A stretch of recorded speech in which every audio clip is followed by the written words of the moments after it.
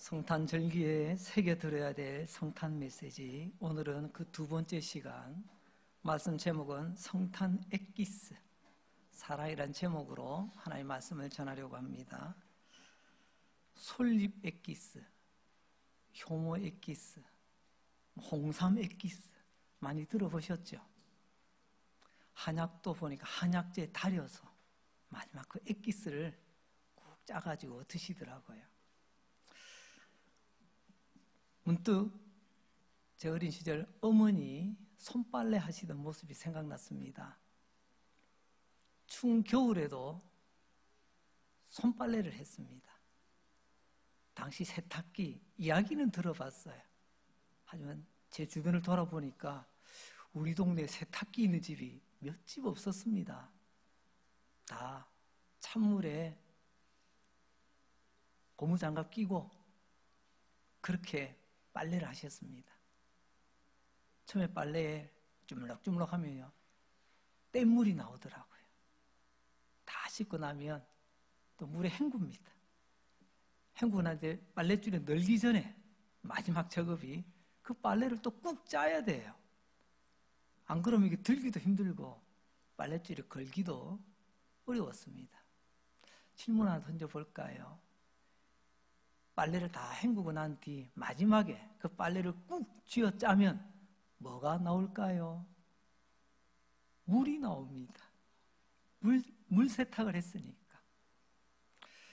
종교개혁자 마르틴 루터가 이런 말을 남깁니다. 독일 기독교 귀족들에게 고함, 아주 일침을 넣는 거죠. 왜냐하면 당시 독일은 오랜, 여러분, 기독교 전통이 있는 나라다라고 생각했는데, 그러다 보니까 기독교 문화권 안에 있어야 귀족 행세라도 좀 하는 겁니다. 그래서 껍데기는 있는데 알맹이가 없어요. 겉으로는 거룩한 척 하는데 속을 들여다보니까 그야말로 그 옛날 예수님의 책망처럼 겉은 화려한 회칠이고 속은 무덤과도 같습니다. 형식적이고 종교적이고 그야말로 타락의 극을 보게 되는 거죠. 그때쯤에 루터가 외친 당시 독일 사회를 이끌어가던 지도층이라고 할 수 있는 독일 기독교 귀족들에게 고함, 그 글 가운데 제가 오늘 인용해 볼 부분이 있어 전해드리겠습니다. 빨래를 쥐어 짜보라. 물이 나올 것이다. 성경을 쥐어 짜보라. 피가 나올 것이다. 구약 성경을 쥐어 짜보라. 제물의 피가 나올 것이다. 신약 성경을 쥐어 짜보라. 예수 그리스도의 피가 나올 것이다. 오늘 말씀의 주제인 이 엑기스라는 말을 루터의 이 글에서 영감을 얻어 제가 한번 인용을 합니다. 빨래를 쥐어 짜보라. 물이 나올 것이다. 성경을 쥐어 짜보라. 예수 그리스도의 피가 나올 것이다. 몇 번을 되새겨 보아도 참 감동이 되는 표현입니다. 성경의 핵심을 어떻게 이렇게 잘 표현할 수 있는지, 역시 루터는 루터인 것 같습니다. 빨래를 짜면 물이 떨어지고 성경을 짜면 피가 떨어진다. 여러분, 오늘 이 말씀에 아니오라고 할 사람은 아무도 없을 것입니다. 성경을 쥐어 짜면 예수의 피가 떨어진다. 아멘, 맞습니다. 하지만 저는 여기서 한 걸음 더 나아가 보려고 합니다. 성경을 쥐어 짜면 예수님의 피가 떨어지는데 그 예수님의 피는 곧 하나님의 사랑이라는 것입니다. 그러니까 성경을 쥐어 짜면 예수님의 피, 곧 하나님의 사랑을 보게 될 것이고, 지금 우리가 보는 이 성탄절기가 12월이 성탄절기라고 하지 않습니까? 이 성탄을 쥐어 짜면 결국에는 하나님의 사랑을 보게 된다는 말씀입니다. 오늘도 말씀 가운데 하나님의 사랑이 뚝뚝 떨어지는 것을 볼 수 있고 느낄 수 있고 경험하시는 이 예배가 될 수 있기를 바랍니다. 그런데 이 사랑이 죄인을 향한 하나님의 사랑이라는 것입니다. 죄인을 향한 하나님의 사랑이 뚝뚝 떨어지고 있다는 거죠. 죄인이 뭡니까? 죄인은 죄의 종노릇하는 사람을 말합니다. 죄가 시키는 대로 그게 죄인지도 모르고 알아도 어쩔 수 없이 이런 죄인의 마지막은 하나님의 진노요, 하나님의 심판 아래 놓이게 되겠지요. 그런데 이런 죄인을 하나님께서 사랑하셨다는 것입니다. 그래서 그 옛날 우리 믿음의 선조들은 이런 사랑을 깜짝 놀랄 사랑, 그 크고 너무나도 놀라운 사랑, 그래서 영어권에서는 amazing이라는 말을 자주 언급하기도 합니다. 이런 단어들은 하나님의 사랑을 표현한다고는 하나 사실은 그 크신 하나님의 사랑을 다 품을 수가 없습니다. 세상의 사전이라는 사전 다 긁어 모아 이 하나님의 사랑을 표현할 수 있는 가장 적합한 단어가 뭘까? 한번 찾아보면요, 꼭 맞아떨어진 단어를 찾을 수가 없을 것입니다. 왜냐하면 우리의 표현력으로는 하나님 그 사랑을 다 담을 수가 없기 때문에 우리 믿음의 선조들은 이렇게 또 표현하죠. 하늘을 두루마리 삼아 기록한들 다 담을 수 있겠나? 바다를 목물 삼아 쓴다는데 다 쓸 수 있겠나? 참 기가 막힌 표현입니다. 오늘 루터의 이 명언, 성경을 쥐어짜보라, 예수의 피가 떨어질 것이다. 우린 여기서 한 걸음 더 나가죠. 성경을 쥐어짰더니 하나님의 사랑이 떨어집디다. 우리는 성탄에 그 하나님의 사랑을 보게 됩니다. 요한 1서 4장 8절 하반절에 보면 이런 말씀이 나오죠. 하나님은 사랑이심이니라. 성경을 보게 되면 하나님의 사랑에 대해서 크게 두 가지를 표현하고 있습니다. 오늘 먼저는 그 하나님의 사랑 두 가지를 말씀을 드리고 마지막 세 번째는 그 말씀을 우리 삶에 어떻게 적용할 것인가, 이렇게 말씀을 전하도록 하겠습니다. 첫 번째로 하나님의 사랑은 죄인을 사랑하시던 사랑이었다는 것입니다. 하나님은 사랑하신다라는 이 표현 가만히 보세요. 사랑하신다, 하나님의 행동을 표현하고 있습니다. 여러분, 행동을 표현하는 단어를 쓸 때는 반드시 뒤에 대상이 되는 목적어가 따라옵니다. 그 동사 뒤에 목적어가 따라오는 경우가 있죠. 하나님은 죄인을, 나를, 이게 목적어예요. 그래서 성경에는 이런 말씀이 참 많죠. 하나님은 이스라엘을 사랑하신다. 하나님은 나를 사랑하신다. 하나님은 우리 죄인을 사랑하신다. 그런데 우리가 잃어버린 문장이 하나 있습니다. 하나님 사랑하신다는 참 마르고 닳도록 많이 들어왔어요. 그런데 정작 하나님은 사랑이시다, 이 말을 우리는 잃어버린 것 같아요. 하나님은 사랑이시다라는 말은 하나님의 존재, 하나님의 속성 그 자체를 말씀하시는 거죠.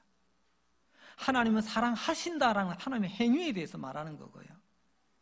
목사님, 하나님은 사랑이라고요? 도대체 그 사랑이 어디 있는데요? 세상은 우리에게 물어봅니다.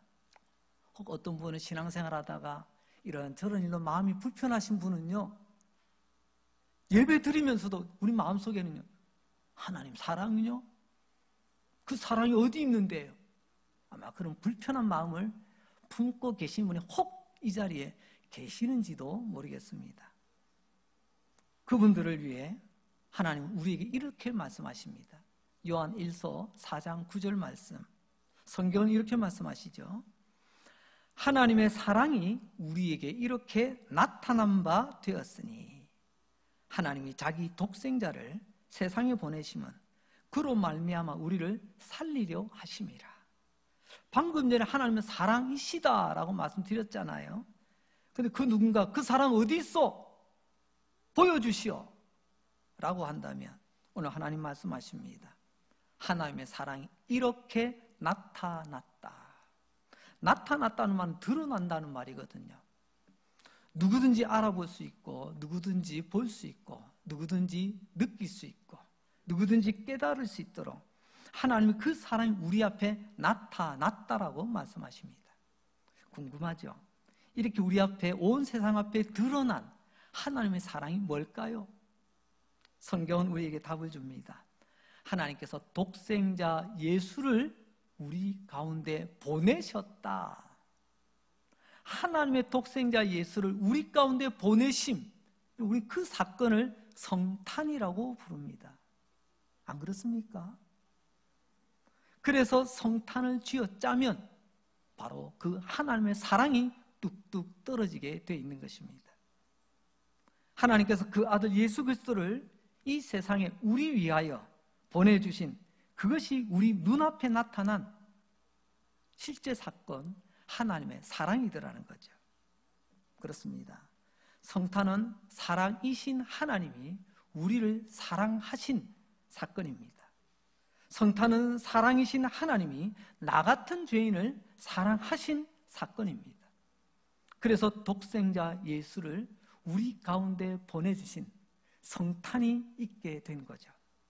성경은 다시 한 번 더 강조합니다. 요한일서 4장 10절 말씀. 사랑은 여기 있으니 우리가 하나님을 사랑한 것이 아니요 하나님이 우리를 사랑하사 우리 죄를 속하기 위하여 화목 제물로 그 아들을 보내셨습니다. 8절에서 하나님은 사랑이십니다 라고 외쳤어요. 그리고 9절에서는 그 사랑이 이렇게 나타났습니다 라고 외쳤습니다. 이제 10절에 와서는요, 그 사랑이 여기 있다라고 말씀하십니다. 특별히 방금 10절 그 사랑은 여기 있다라고 하는데, 여기라는 말은 여러분 장소만을 말하지 않습니다. 이것이라고 표현할 수도 있고요. 또 다른 번역 성경을 보니까 이 사실이라고도 표현합니다. 이 사실 속에 하나님의 사랑이 나타났다. 그러면 이 사실이 어떤 사실일까요? 첫째는요, 하나님께서 그 아들을 보내주신 사건입니다. 하나님께서 독생자 예수를 이 세상에 보내주신 바로 그 사실, 성탄이 하나님의 사랑을 우리에게 나타나신 사건이라는 거죠. 하나님 아버지께서는 왜 예수님을 이 세상에 우리 위하여 보내주셨을까요? 성경은 말씀하죠. 그 목적을 우리 죄를 용서하기 위한 화목 제물로 보내주셨다는 것입니다. 화목 제물, 뭐가 연결이 될까요? 곧 죽음입니다. 왜냐하면 죽지 않는 제물은 없습니다. 제물로 드려진다는 것은 반드시 죽어야 되는 거죠. 그 제물이 죽음으로 누군가의 죄를 용서하여 주는 것입니다. 그게 제물이거든요. 그러니까 예수님을 화목 제물로 보내셨다라는 말은 예수님을 우리 위하여 죽이시려고 이 땅 가운데 보내셨다는 것입니다. 왜요? 죽지 않는 제물은 없거든요.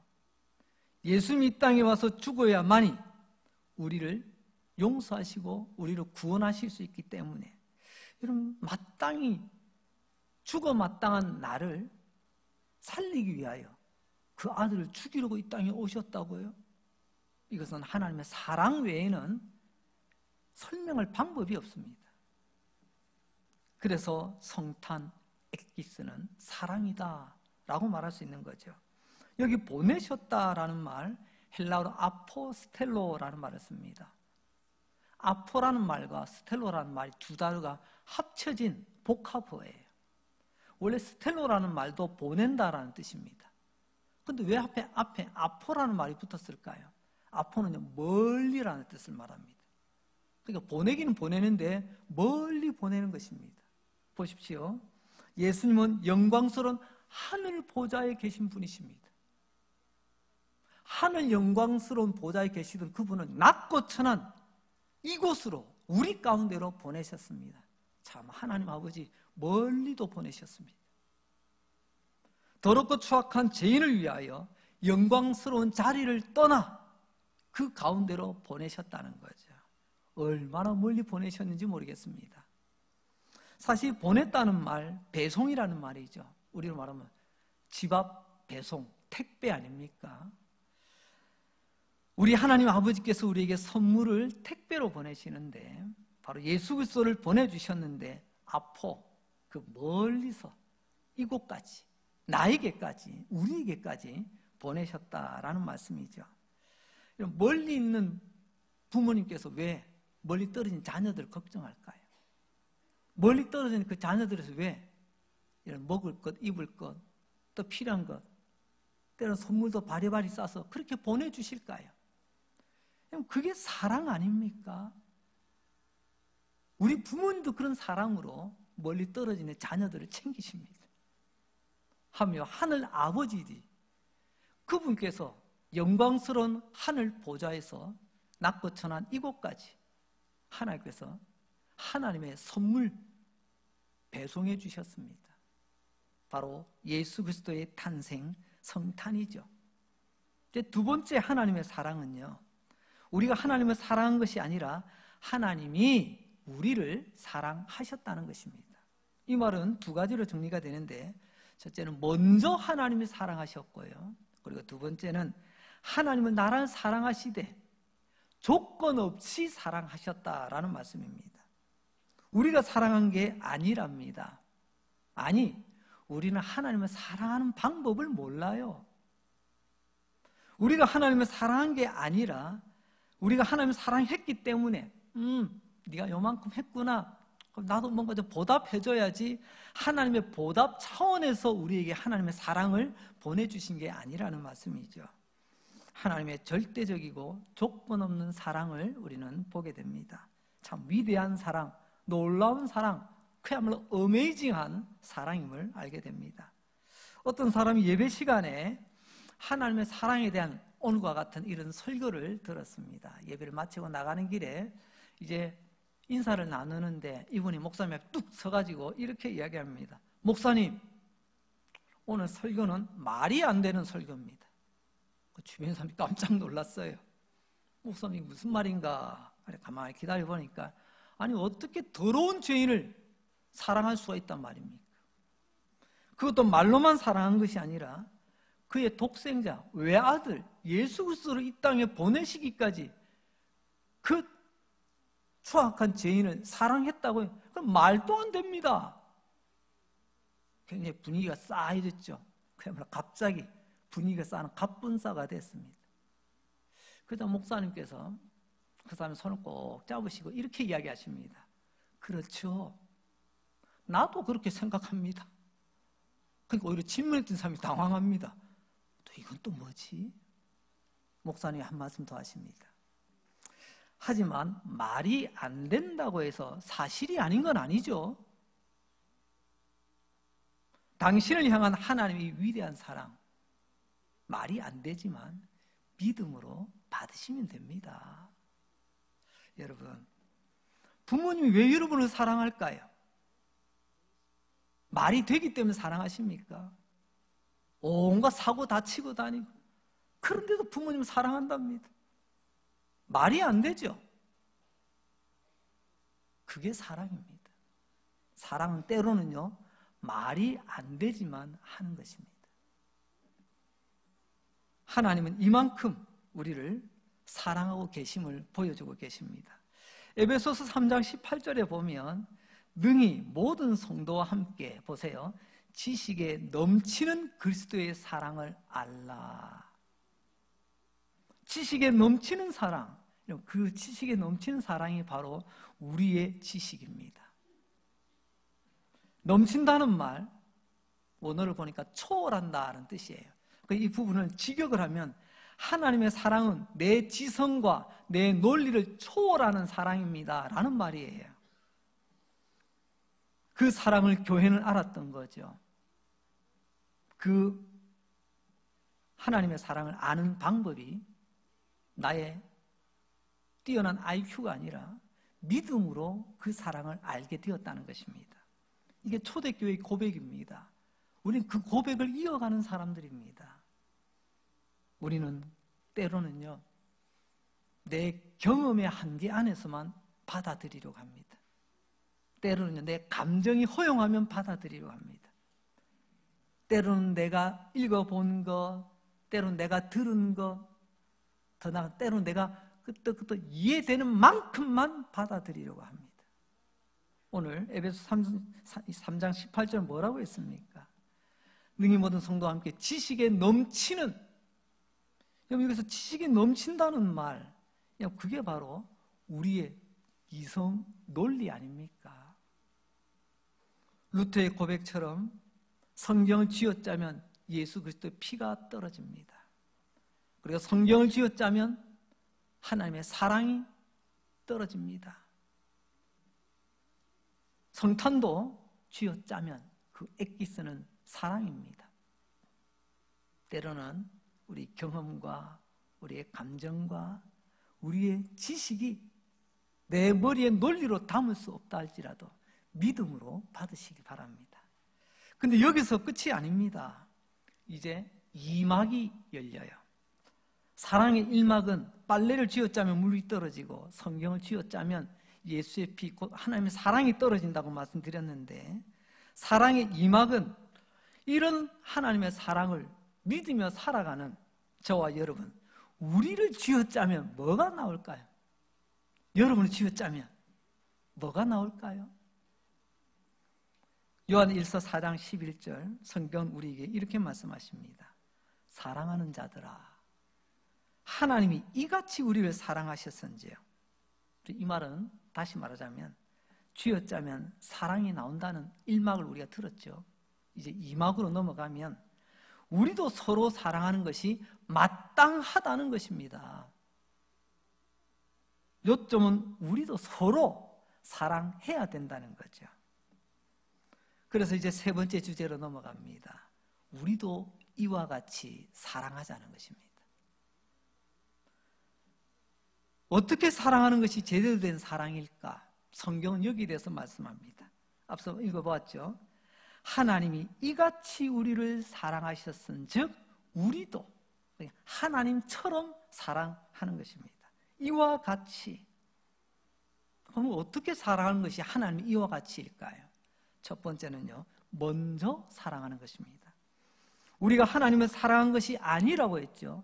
하나님이 우리를 먼저 사랑하셨다고 합니다. 이게 하나님의 사랑법이에요. 요한에서 4장 18절에 먼저라는 말이 나오거든요. 하나님이 먼저 우리를 사랑하셨습니다. 이와 같이.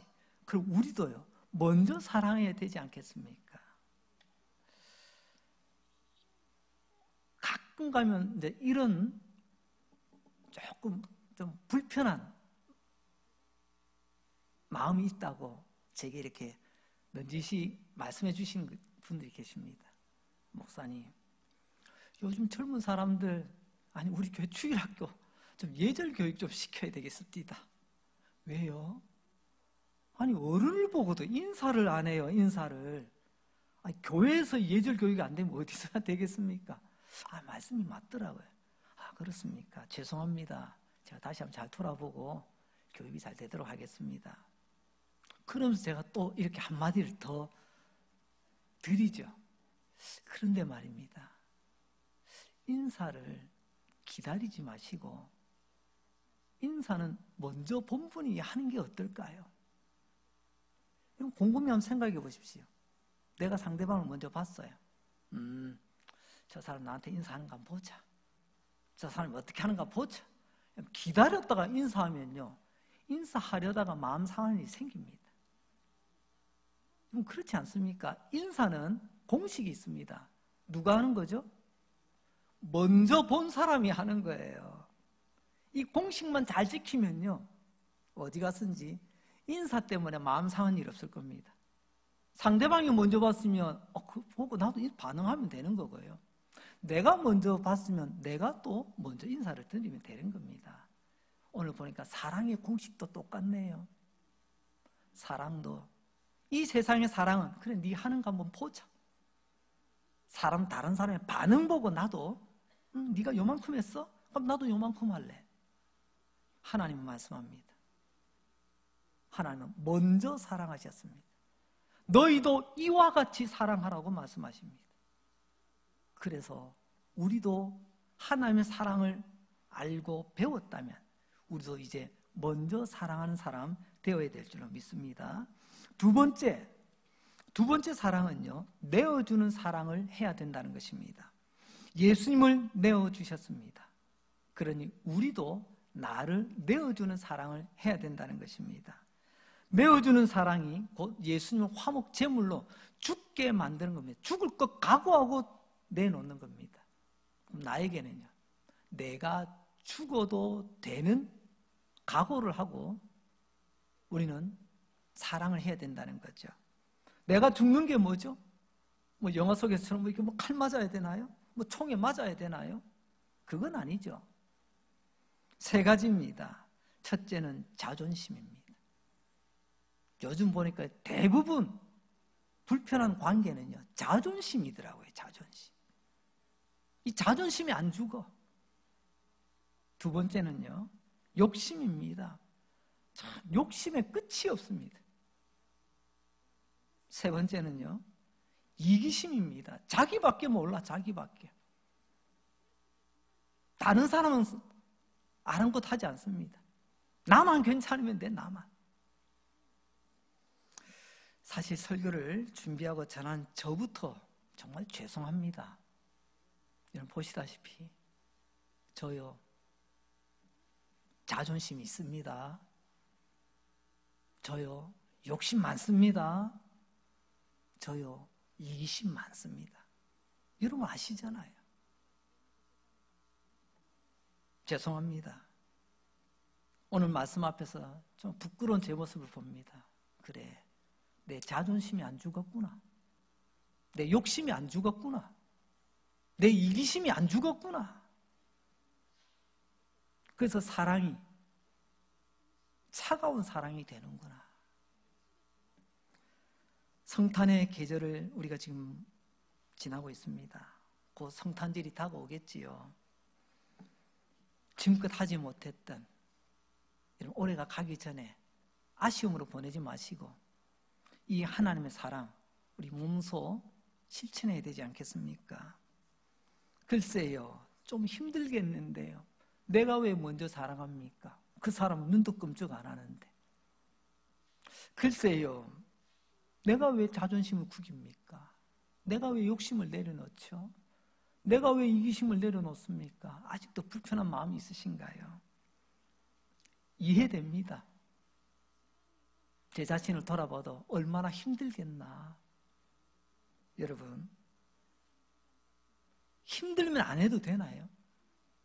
여러분, 제가 이해한다는 것과 그래도 된다는 것은 전혀 다른 겁니다. 이해는 되지만 그렇다고 그것을 해야 되는 것은 아닙니다. 우리는 우리의 기분대로, 우리의 감정대로, 내 판단대로 살아가는 사람이 아니잖아요. 성도는 항상 하나님의 말씀이 기준이잖아요. 말씀이 하라 하시면 해야 될 사람이고, 말씀이 하지 마라 하면 안 하는 겁니다. 세상은 어떻습니까? 나 싫으면 안 해요. 나 좋으면 하고요. 그래서 성경이 뭐라고 말씀합니까? 충분히 이해는 됩니다만 성경은 뭐라고, 하나님은 뭐라고 말씀하시냐는 겁니다. 너희들이 이렇게 사랑하는 것이 마땅하도다. 하나님 그렇게 말씀하십니다. 너희들 하고 싶은 대로가 아니라 하나님처럼 사랑하는 것이 마땅하다고 말입니다. 마땅하다, 헬라어로 보니까요, 그 뜻이 의외의 단어입니다. 빚이라고 되어 있습니다. 마땅한 것.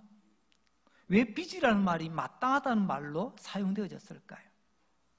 빚은 갚아도 되고 안 갚아도 되고 그런 것 아니죠. 빚은 마땅히 갚아야만 하는 것입니다. 빚 져놓고 빚 안 갚으려고 하는 사람, 그럼 양심에 털난 사람 아닙니까? 양심 불량 아니에요?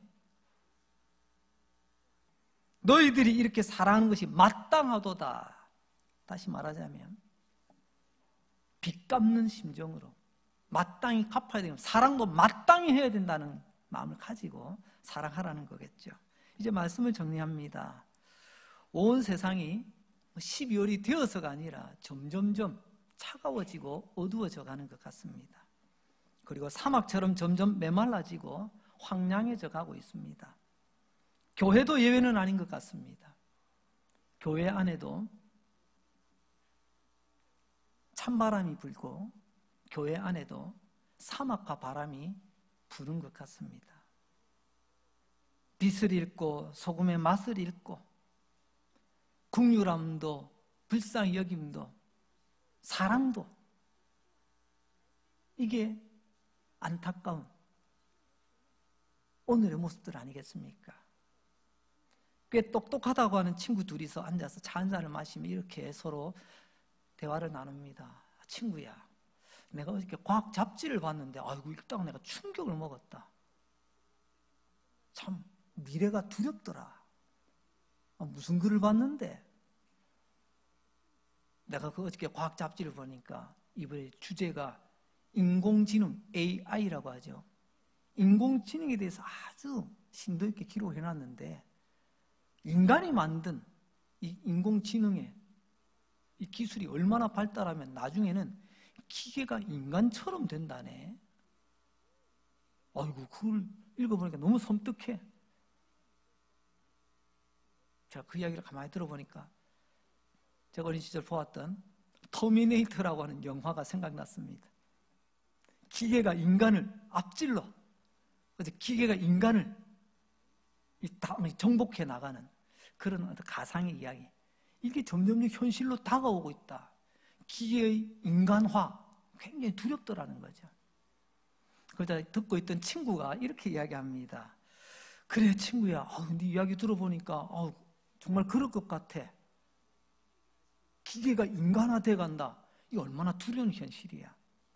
그런데 친구야, 네 이야기를 가만히 듣다 보니까 기계의 인간화보다 더 무섭고 두려운 것은 인간의 기계화 아니겠니? 지금 우리 현실은 기계는 점점 인간화돼 가고 인간은 점점 기계화돼 가고 있습니다. 기능만 남고 서로에 대한 아무 감정 없이 무덤덤하게, 긍휼함도 없고 불쌍히 여기는 마음도 없고 사랑은 메말라가고, 이게 인간의 기계화가 하나님 앞에서 더 무서운 것이다. 이런 영적인 진단을 우리는 내려보게 되죠. 사막을 황폐화시키는 이 사막화 현상을 막으려면 물이 필요합니다. 인간의 기회를 막으려면 사랑이 필요한 거죠. 그 사랑 어디 가면 찾을 수 있을까요? 딴 데 가봐야 소용없습니다. 오직 한 곳, 성경에만 그 답이 있습니다. 성경에는 우리를 살릴 사랑, 성경은 세상의 희망이 될 사랑이 있으니 그 사랑이 바로 하나님의 사랑이라고 말씀하십니다. 성경을 쥐어짜면 이 사랑이 나옵니다. 그 사랑 때문에 내가 깨진 것 아닙니까? 그 사랑 앞에 이 죄인이 깨어져서 오늘도 하나님 앞에 나와 예배드리고 있는 것 아니겠습니까? 그리고 이 하나님의 사랑을 알고 믿는 우리도 우리를 쥐어짜면 사랑이 나와야 되지 않을까요? 요한복음 13장 34절로 35절 말씀입니다. 새 계명을 너희에게 주노니 서로 사랑하라. 내가 너희를 사랑한 것 같이 너희도 서로 사랑하라. 너희가 서로 사랑하면 이로써 모든 사람이 너희가 내 제자인 줄 알리라. 내 마음대로 사랑하는 게 아닙니다. 여러분, 내 기분대로 사랑하는 것 아니에요. 보세요.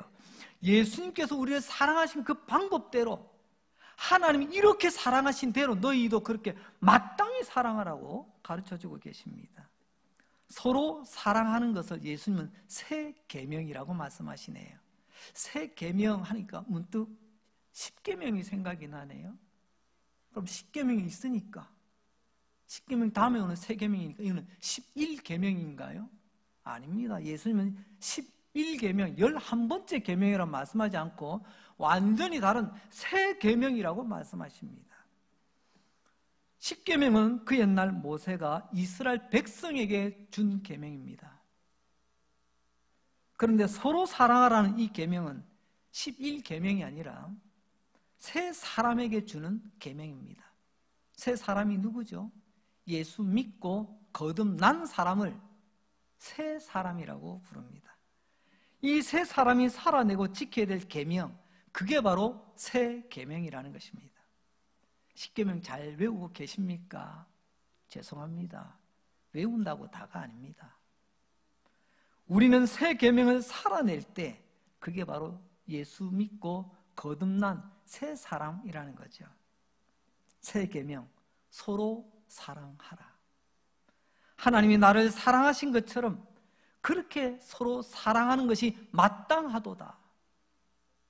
이 성탄 절기에 성탄 엑기스, 그 사랑을 듬뿍 나누시는 복된 저와 여러분 되시기를 주님의 이름으로 축복합니다. 기도하겠습니다. 하나님 아버지 감사합니다. 오늘도 예배 드릴 수 있는 은혜 주셔서 주님 앞에 나와 예배 드리게 하여 주시니 감사합니다. 빨래를 쥐어 짜보라 물이 나올 것이다. 성경을 쥐어 짜보라 예수 그리스도의 피가 나올 것이다. 성탄의 절기를 보내면서 성탄 엑기스, 그 사랑을 듬뿍 나누는 참 제자, 새 사람 되게 하시고 그런 교회 되게 하여 주옵소서. 우리 가운데 병든 자 불쌍히 여겨 주시옵소서. 깨끗하게 고쳐주시고 묶인 자 풀어주시고 마음이 상한 자 어루만져 주시고 길 잃은 자에게 길을 보여주시고 열어주시고 동행하여 주시옵소서. 또 한 주간 주님과 함께 달려가길 원합니다. 주님, 새 사람으로 성탄의 엑기스, 사랑 듬뿍 나누는 제자의 길 되게 하여 주옵소서. 예수님 이름으로 기도합니다. 아멘.